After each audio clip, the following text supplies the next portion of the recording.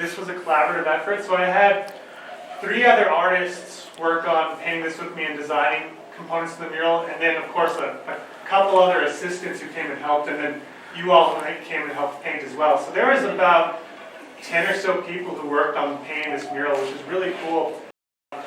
Sky and water, because I think sky and water really tied together a lot of what I was looking at when it comes to reconciling these bigger questions about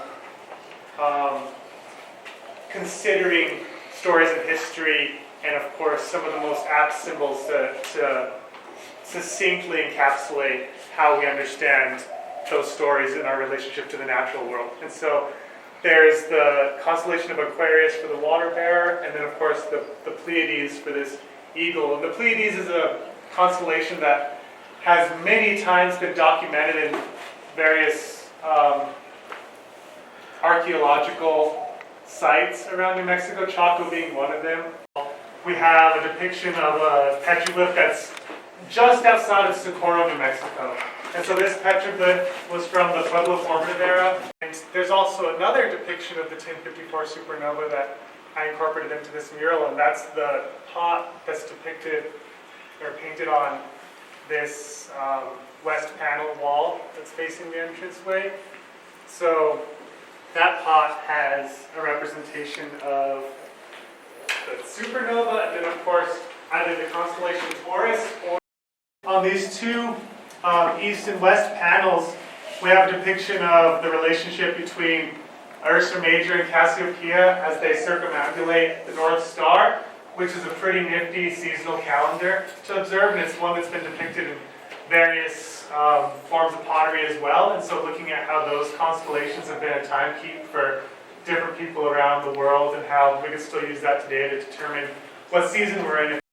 The reason the turtle is depicted is because the turtle shell itself is a really good lunar calendar. It's really sufficient at helping people keep track of the moon cycles, because the larger part of the carapace has 13 sections, which relate to 13 full moons, or 13 full moon cycle, and then the smaller little sections around the turtle enumerate the same amount of days in a lunar month.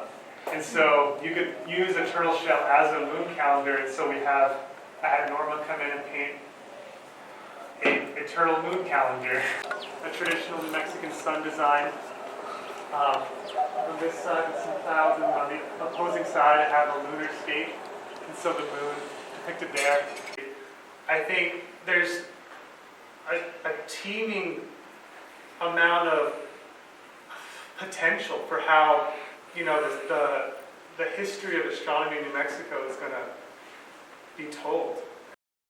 Talking about indigeneity in general, most people's understanding of indigeneity is connection to place, right? And so if it wasn't for that relationship to begin with, then there wouldn't be really any point to discussing indigeneity. And so I think, the stars are kind of exonerated from having to deal with the politics of indigeneity, but in this I brought them into the argument so they found their voice too.